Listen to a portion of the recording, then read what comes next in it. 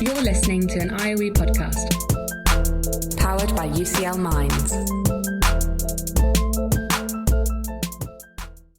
Welcome to the ECF Staffroom. I'm Elaine Long.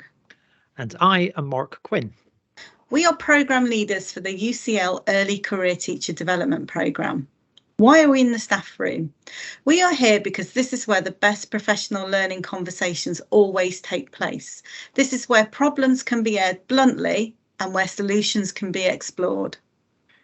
Over the course of this series, we will hear the voices of different colleagues as they come into the ECF staff room.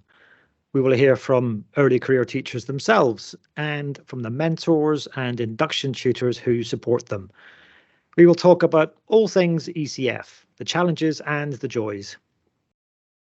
So why don't you enjoy a coffee with us, perhaps even grab a biscuit and sit down to half an hour of ECF staff room chat.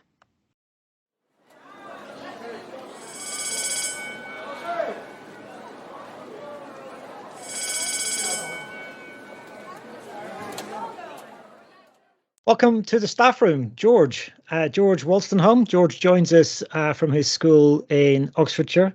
George, you're at the end of a busy day. You must tell us what you've been getting up to today. Well, let's see. It got very hectic towards the end because I am one of 3 Year 4-5 classrooms, and to make planning a bit easier, we carousel. So on a Monday specifically now, I do the same lesson 3 times. Oh, okay. In the morning and then twice in the afternoon for the 3 different classrooms that come to me. I'm in charge of computing, and as you know, as you can probably imagine, it's a bit difficult to teach for Year 4 and 5 simultaneously. You have to make sure that everything is differentiated appropriately for each level and we're getting the right content. And so it got a bit hectic as I was running out of time towards the end of the day. But otherwise, I think it's going well. My head is spinning, so your head must be spinning doubly. So you're in our staff room, so we offer you a drink. So take a tea or coffee. How do you take it? This time of night, I take a decaf coffee with a little splash of milk and 2 sugars. A coffee with all the ingredients. Of course. And you take a biscuit with that? Biscuit of choice is a custard cream.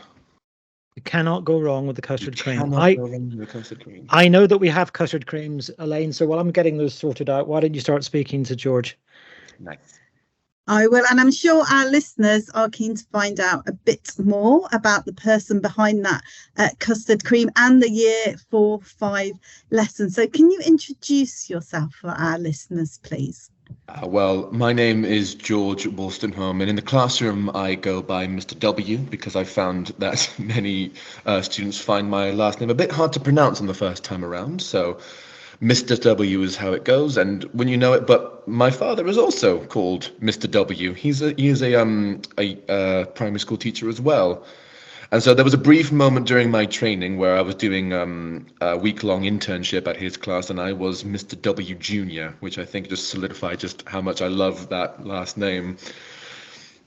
As I said before, I'm a Year 4-5 teacher, and I gotta say, what I love most about the job would definitely be the moment where it sort of like clicks inside that child's head, and you see that light bulb moment happen, and it's just a moment where like, oh right, that's how it works. That's why we do it, and like it certainly just feels me like yes, success happened just then. That's great. George, we spotted you. We talent spotted you. You were one of the very many people who filled in your end of module completion forms, and we liked what you said, so we thought you'd be an ideal guest. We know that you're in the second year of the ECF program with UCL, so you're now getting on with your 3rd inquiry, I guess, your major inquiry for this term on module 8. So can you tell us anything about your first inquiries that you did before Christmas? You might have done 1 or 2 inquiries before Christmas. I managed 2 different inquiries. The first one was an exploration on behavior management and how effective timers are in both classroom preparation and classroom, packing away. I found that through continued use and continued practice, I just managed to lower down the amount of time that I give the pupils in the class to either get ready for the next task or to pack away their things. And I started off with 5 minutes, and very quickly that became like, it was very generous amount of time that I gave them. They were ready within a few minutes, and I was like, okay, all right then, so I can cut down the time. And towards the end of my first inquiry, I came up with this sort of like visual model where the first half of it was giving them the right expectations. By the end of this timer, you will have gotten your math books out and put the reading books away, and then I set the timer, and then I just leave them to it. I trust them now. They're trained. They get it. The one problem with that is that by the time they get their math books out, they have the date and title, there were like maybe a handful that were just like sort of sitting there, just waiting out the timer.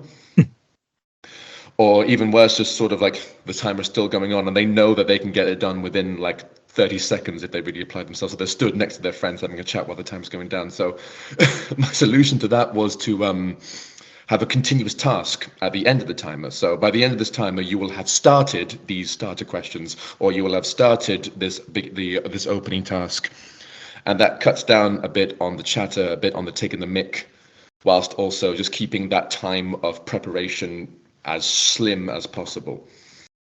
I consider that very successful, as it gave me a very handy tool and a very handy routine that the kids recognize. And so I use that almost daily and hourly at times. But my second inquiry, oh, how much time do you have?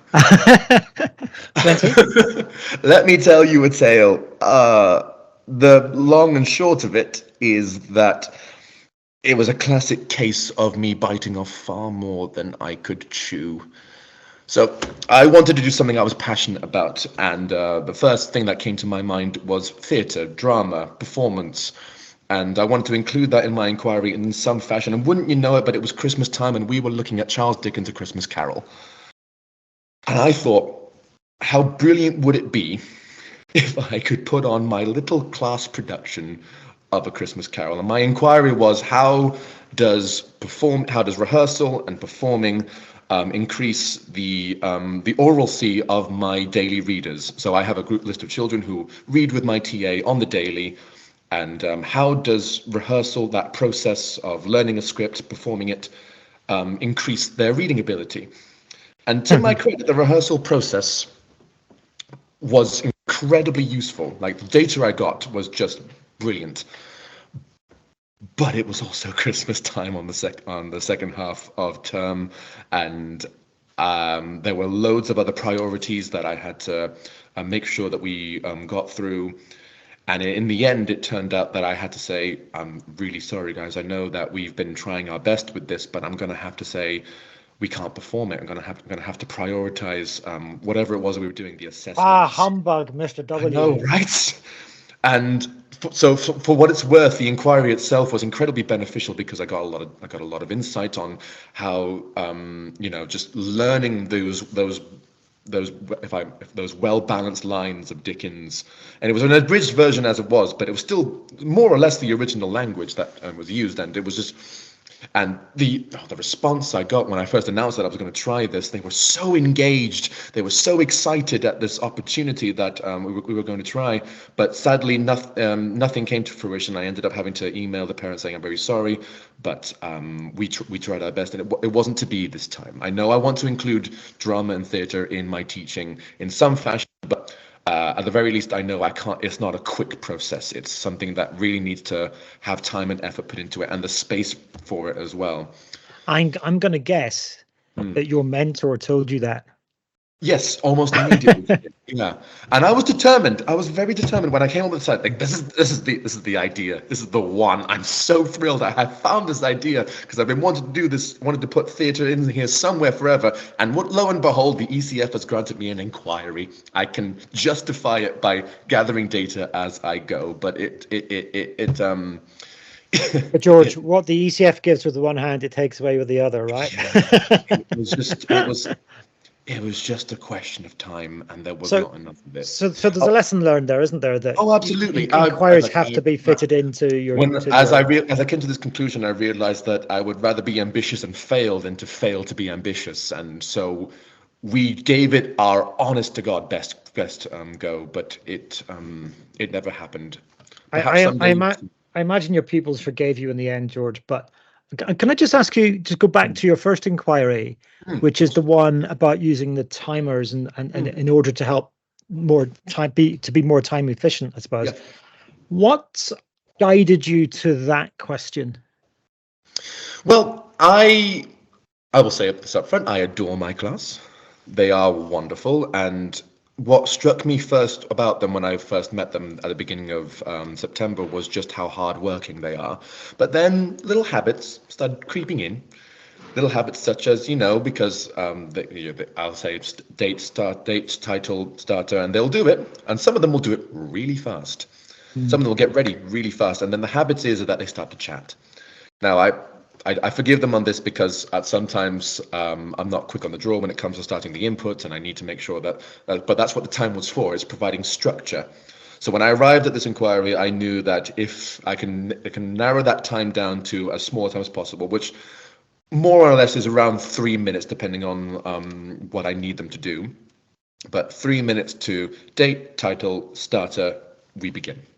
Mm-hmm. Yeah. Or more like 3 minutes, pack everything away, stand behind your chairs, and then off you go to playtime, So it arose out of how you watched your class and saw what needs that they had there. Actually, you were picking up on something which was not an entirely negative thing, but just a small thing that you felt that you could improve. Yeah. And you could see an aspect of your own practice where you might be, I don't know, as you say, a little bit slow in the uptake with things. So it actually guides you as well as them. They're incredibly hardworking, but some of them will inevitably write very much slower, or need an extra second an extra minute or two just to finish off those starter questions or whatever it is we're doing at the start. And so the challenge for the first inquiry was to determine exactly how much time is reasonable to allow them versus how quickly I want us to start the actual lesson that we begin. And that adaptation to the whole starter business that you described as well, is that something you've done subsequent to completing that bit of that inquiry? Well, my use of starters was something that I began, or rather was sort of trained in with me my first year. So it was just a question of what is available in the room for children to get started as soon as they enter the room. And so inevitably, I will be have a break time setting up my PowerPoint for maths. And on the PowerPoint, there will be the starter, the date, and the starter questions. Yes. So as soon as they come in, the books will be ready for them on their table. They come in, they see their book open, get started. Yes. And then it was just a matter of just fine tuning those timings down. Yeah. And you're still doing that. You're still doing it now. But I think I've gotten a fairly good idea as to how long I can reasonably put that timer on now. Mm-hmm.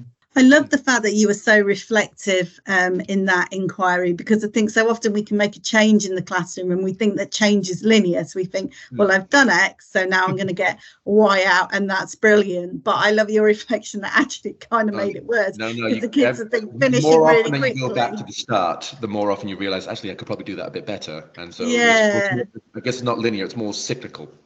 Yes, yeah. So I like that it's kind of iterative loops, and then I like the fact they've got a continuous activity, because the thing I was thinking about as well was there might be children that take a long time or find it more difficult to write the date and the title, and you wouldn't want them to feel sort of singled out, but having a continuous task kind of solves that problem if they go straight on to doing it. It allows those who would finish start or the time and the date and title, who finish it quickly to have something to do continuously while the other ones catch up, and then we all start the lesson together. And it's a small thing, isn't it? It sounds like quite a small thing when we're describing it, but actually getting those habits and routines right in your classroom are a massive thing. Yeah. I always found for your well-being. Subtle but noticeable, very much so. Like it's like you can't help but feel like, yeah, everything is going according to plan, even as different children will reach that point, separately. And I guess it buys you that well-being at the start of the lesson as well. If you need to move around with something, if students are in that routine, it means, you don't have to start your lessons like, some of my lessons started by saying, will you be quiet? And sort of just get on with it. Obviously, I never did that as a teacher, but I've heard some teachers did. But yeah, I think it's really fascinating, actually, that fine-tuning that detail has really helped you, and it's really pleasing that your inquiry helped you to do that. And more generally, how do you think your inquiry approach has helped with your personal growth as a teacher? I have found that with the inquiries, with the responsibility and independence that they have granted me in my own classroom, my own practice, my own questions, asking my own data gathering, like they're not even assessed properly. And while that may provide maybe make some pause to people that might think, oh, so what you're doing isn't really being checked properly, aside from my mentors and various other colleagues that I collaborate with. At the same time, it's like it lives and dies with me, and that has been so freeing. It's been so liberating that I own it in a sense, and it's mine to do with as I will, and I can decide what to do with it. It could be that after all my inquiry, it's like, okay, I haven't really found anything that can help me, but that was still useful because I know now what not to do if I had chosen to go down a different path and yield different results. So generally speaking, for my personal growth, I wish it had been introduced to me much sooner. But then again, it's that catch-22, because if it had been introduced to me sooner, I wouldn't know what to do with it. You get my meaning. It feels very satisfying to complete my inquiry as and when I want to do it.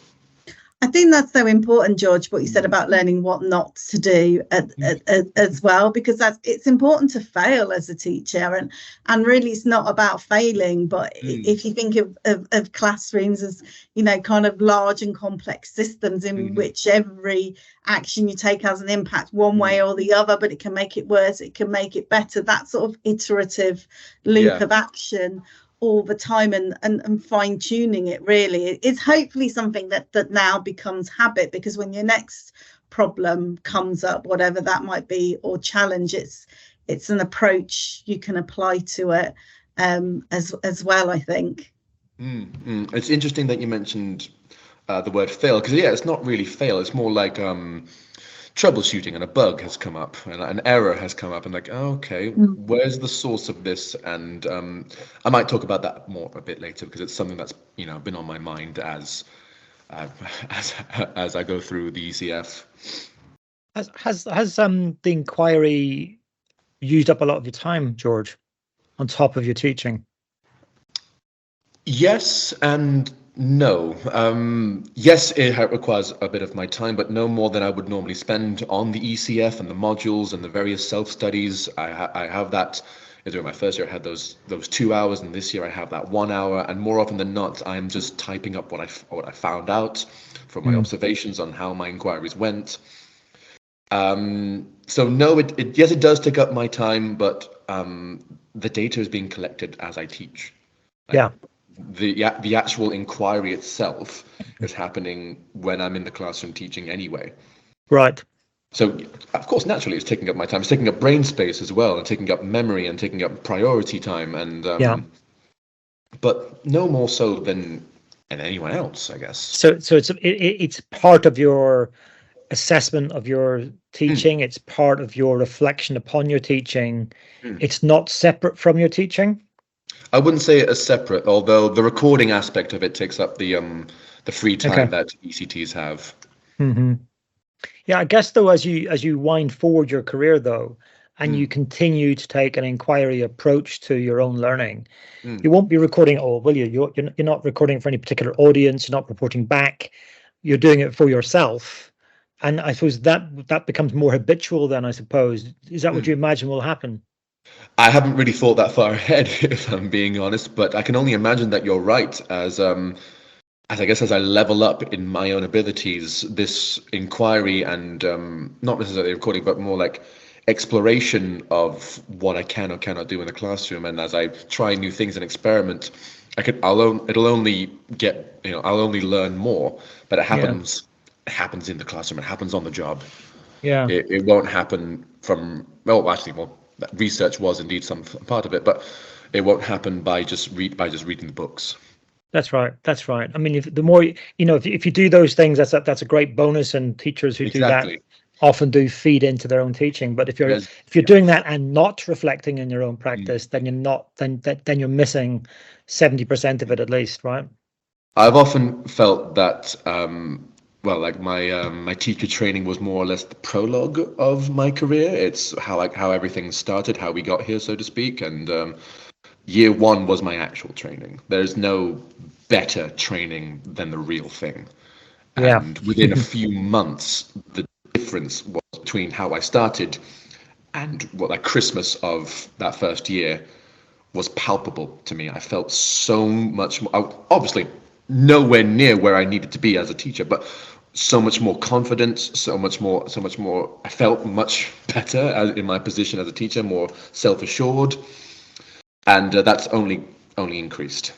So I now reach the point where I quote you back to yourself, George, because you told us in your end module completion for the last module, you said that you feel you are well on your way to becoming the teacher you want to be. What did you mean by that? What? I've always imagined myself as a teacher that can handle anything. Asterisks, and by that asterisk I mean, what does anything mean in the classroom? What happens in a classroom that teachers need to handle? And I'll admit to my naivete a little bit and admit my ignorance that I don't quite know what anything really encompasses at all, but I have a better idea now. And when I say handle it, I usually I'll tell you a bit more about my circumstances. I'm on the spectrum. I was diagnosed with Asperger's when I was a teenager, and of course you'd go by autism spectrum disorder these days. And teaching on the spectrum is difficult. It is something that I'm not. It's an aspect of my life I'm not really secretive about or ashamed about, but it's something that I know about myself, that I know I will find challenges. And in going through becoming the teacher that I want to be, I want not really in spite of that, but because of that, or using that as part of who I am and my practice as a teacher. It's becoming the teacher that I want to be, the teacher who's capable of handling anything, the teacher who can do. Am I getting across? Yeah, you are. I wonder if you've got an example. Is there? So if you see your place on the spectrum as your superpower, what does it lend to your teaching that perhaps? I have two ideas and two responses to that question. The first is that it's not just teachers who are on the spectrum. All manner of students will come through your classroom, and I've had more than a few who are diagnosed, undiagnosed, what have you, and the level of I get them. I get it. I know where they're coming from, and when they get overstimulated, I'm right there with you, little guy. I'm getting overstimulated too, and I'm trying to figure out how to deal with it. And that leads into the second response, in that getting overstimulated was a real problem during my first year of teaching. It still is. Yeah. I owned that problem, and me and my mentor and my induction tutor, we worked really hard to address that problem, and it came right down to, for me, learning how to better regulate my emotions, how to better regulate my stress. And there were things going on at home that, weren't helping and so on. I won't get into that here, but the classroom in particular turned out to be an incredibly loud, bright environment, and anyone on the spectrum would be able to tell you, I really don't want to be able to handle this. And learning how to handle that was a particular challenge of mine during my first year. I'd like to say that I can handle it now, but really it's an ongoing journey. I'm much better now than I was this time last year in regards to how I manage myself, how I conduct my emotions, what I act on. And even though sometimes that overstimulation still reaches its peak, the training the practice that I've been going through was just question of choice. There's a moment between stimuli and response, and that moment is choice. What do you choose to do? What do you choose to act on? And sometimes that choice is take a breath, turn to your TA. I need 5 minutes. I'm going to get a glass of water. I'm going to try and regulate my emotions, because if one of my pupils is allowed to step outside to regulate, why can't I step outside to regulate? And because I can do that, because I can recognize the signs of overstimulation and choose to do something about it, it's meant that my classroom demeanor, the atmosphere in which that I try to create in my classroom, is altogether just way more welcoming and inducive of success and learning. That's really, really interesting, George. I wonder if you can say, or if you've thought about what all the different ingredients which have helped get you to this point 12 months on from where you were. And because you've mentioned your mentor and your induction tutor, so there's obviously something going on in your school and the relationships you have with colleagues in your school, which is... Oh, absolutely. Yes. Okay. This is going back to what you mentioned, Elaine, about the concept of failure. And I don't particularly enjoy using that word, but I'm going to use it in lieu of anything else, because what's the support I have here boils down to one element that I rather adore about this school. I am allowed to fail. I am allowed to get things wrong. I am allowed to mess up, because my mentor, my colleagues, and my induction tutor, my head teacher, they're all brilliant, and they say, George, not gonna lie, you might have messed this up. I'm not gonna sugarcoat it. This is not what we want. You need to be much better than this. But we're gonna help you get there. Okay, this is what you do next. And then the plan starts between all the different moving parts in the staff and the school. This is what you need next. This is what you're going to need to do. Make sure you have this ready. And then with that level of just systemic support from everyone, that was probably the key ingredient in being able to overcome not just the challenges of overstimulation, but all of them, all the issues that I may or may not have undergone throughout that first year. This is kind of what we know, Elaine, isn't it? About the importance of leadership and culture. Do you want to come in there? Yeah, I was just going to say it's so great to have more neurodiverse teachers in teaching, and we know that schools haven't always traditionally been very good at supporting that. So I'm so pleased that your school sounds like it has. That's really inspirational, and you can already see the impact that's having on some of your pupils when you say you understand them. So that that's a tremendously inspiring thing. But I was going to ask a question more generally, really, about what you think schools and educational leaders and policymakers should be doing more of to support the inclusion of neurodiverse teachers in schools more generally. It's even speaking generally, it's a very difficult question to sort of hone in on and find the correct answer, because everyone's experience with neurodiversity is going to be different. I am somewhere on the spectrum, and I recognize myself as on the spectrum, but there have been times where I have to remind people that I'm on the spectrum, and my ability to mask my symptoms is, I'm quite proficient at it these days. It wasn't always when I was growing up, but these days it's something I have to remind people of. Yes, I'm autistic, and you're going to have, and that's something I'm working on. It's something you have to be aware of as I try and work with other adults in the industry. But speaking more generally to support neurodiverse, I guess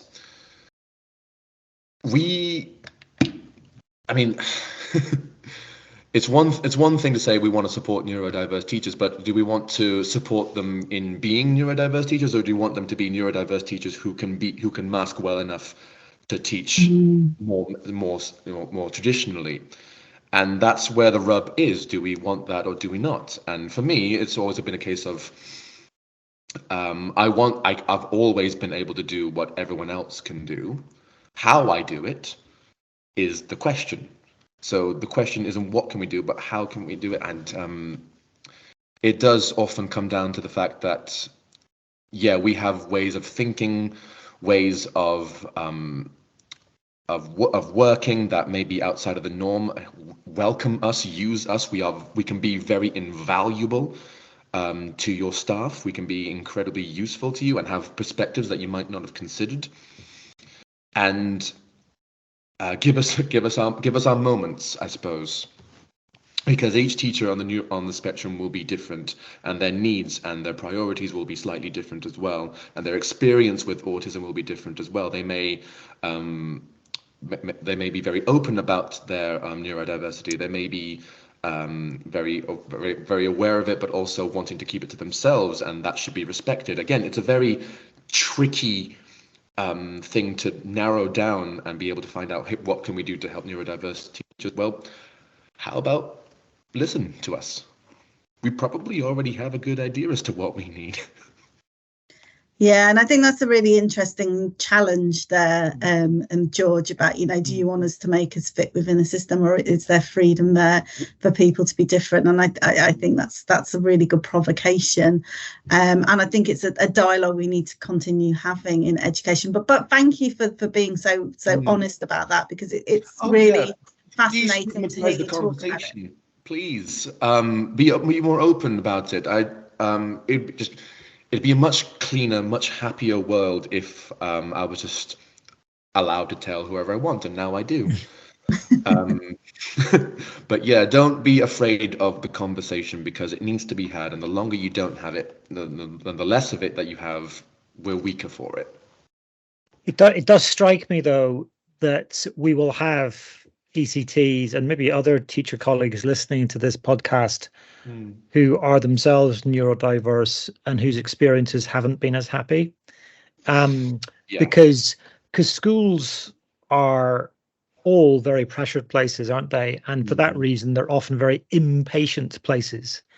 And it's really interesting to hear you say, George, that the leadership in your school and your mentors given you space to make mistakes. Actually, I've been quite blunt with you. This is a mistake. Oh yeah, but also the way to get through to me sometimes. Yeah, but that's also, as you say, giving you your moment, allowing you your moment. I think that's a great line as well. And it's hard. It's hard in for school leaders, I think, always to remember that that's important to do, and that however pressured a school is, a school is never more successful than the quality of its teachers, right? And so it really needs to nurture those teachers in all of their diversity. So it is great, and as Elaine says, it's great that you're able to talk to us about this.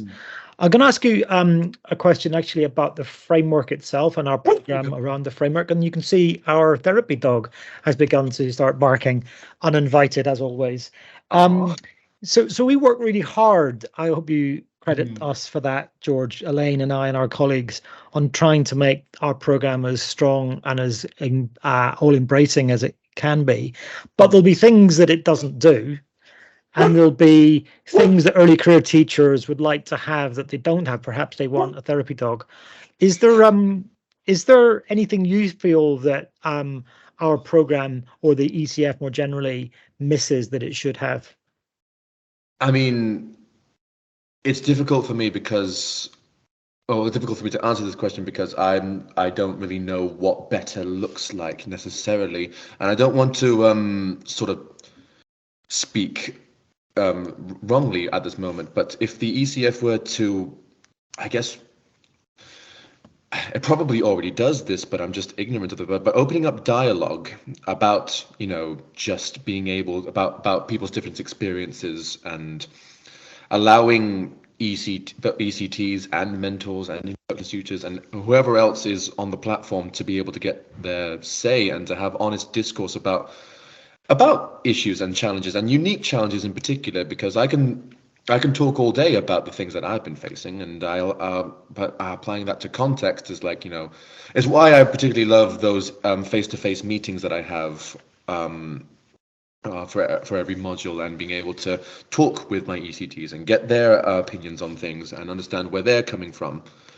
and not make sure that my experience is so insular, because as you so rightly said, my experience was altogether a very happy one, altogether a very positive one and a productive one, but there are probably scores of teachers, both on and on the spectrum, whose experiences are very different from mine. And what can be learned?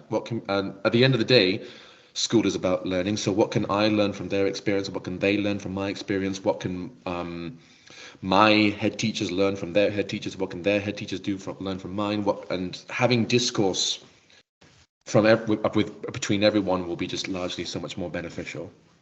There is a function for that actually on our Extend platform, but it's not something you've missed. It is something that we disabled. Because we in the very early days of our program we had discussion forums, but we did bluntly, we shut them down because if you can remember, George, when you first enrolled yourself on our program, there are many things you didn't know about the program, and many things you didn't understand, and you would have been one of, 100% of people didn't understand stuff, and there were lots of people were asking questions in the discussion forums. And actually, perhaps what you didn't realize is that if you post a comment in the discussion forum, everyone gets it in their inbox. Oh. And so we decided we actually had to shut that down because people were getting far too much, and a lot of it was disinformation or people asking questions that other people should have known the answers to, that kind of thing. But that doesn't mean we couldn't investigate it itself. And certainly the idea, Elaine, of having themed discussions that somehow people can opt into, that would be a great innovation. I think it's a good challenge for us, and I think perhaps the online forums it's quite a terrifying amount of freedom, and things could go wrong, but providing opportunities for more structured dialogue online about certain problems and challenges people might be facing, or themes that people could opt into with someone there within a few hours to curate it, a leader at UCL, and perhaps even some sort of suggestion board, so people could suggest what they want to see on there, or what they want to talk to other people about. I think that could be really interesting, because we do have such a vast and powerful network that there is that potential there for dialogue. You are right, George. It's a good challenge for us. I will say that it was brief, and I unfortunately don't really keep in contact anymore, but there was a short while where I was in contact with other neurodiverse teachers, and we just, it wasn't so much as looking for advice, although sometimes we did bring up concerns in the classroom and ask how we dealt with it, but it was just talk. And I think it wasn't necessarily collaboration, but it was just teacher talk, and as if we were sitting down in the staff room just talking shop like we are now. This kind of discussion should be happening, just day to day with people. Yeah, maybe you're right, George, because Mark and I always talk about the power of the staff room, hence the title for this podcast, and the staff room being where the most powerful professional development can take place, like you said, through casual conversations, mutual support for each other. So maybe there are ways of us thinking about staff room chats, or opening the staff room, at different points for people to come in and talk about different things. You've done our job for us tonight, George. Thank you very much. You may have given yourself an extra job as well, George, because I think Elaine and I are probably going to chat about this in the office tomorrow. But one of the upshots might be we might give you a call and see if you can give us a bit of advice on how to set these things up, or give just a little bit of input. I think that'd be great. It really would be very helpful. I'm not so sure how much help I'll be, but I'm here to help. So well, before Mark's therapy dog gets too overexcited because it wants his tea, we give every guest on our podcast a post-it note to write some advice on, and you can write whatever you want on your post-it note, and you can stick your post-it note wherever you want. So I'm going to pass you the post-it note, and I'd like you to tell us what advice you'd like to write on yours, and where would you stick it? Okay, well, in this hypothetical staff room of ours, where people of teachers and teaching assistants of all walks of life are coming through to have chats about the things that need to be chatted about and hopefully gain understanding, I would like to leave a small little post-it note for everyone who walks through. Hopefully people will watch it or be able to read it, and it just says something very simple. It just says, be a bit forgiving of yourself, please. I think it's important that, this idea of pressure, you mentioned it earlier, and how schools can be a very pressurized environment.